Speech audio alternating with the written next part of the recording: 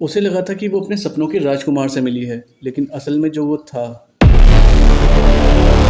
South Korea के Seoul में एक लड़की एक चार्मिंग लड़के से मिलती है।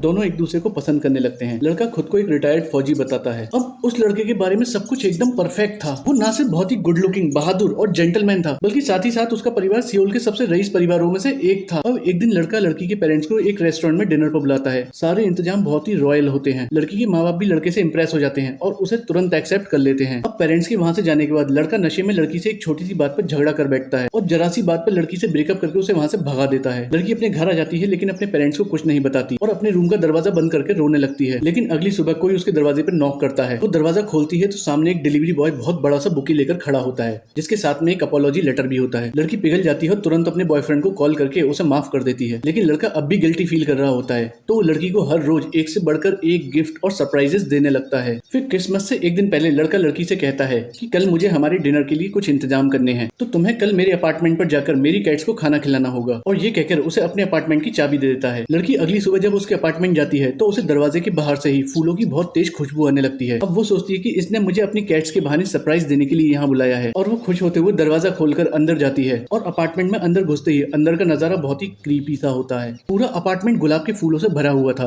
और उनमें से ज्यादातर फूल मुरझाने लगे थे। अब उसे अजीब लगता है, लेकिन वो सोचती है कि इस बारे में बाद में बात करूंगी, फिलहाल इसकी कैट्स को खाना खिलाती हूँ और यहाँ से निकलती हूँ। लेकिन उसे कहीं भी कैट्स का खाना नहीं मिल रहा था। तो जब वो खाना ढूंढते हुए एक छोटी सी क्लोजेट को खोलती है तो उसके अंदर एक लाश निकलती है।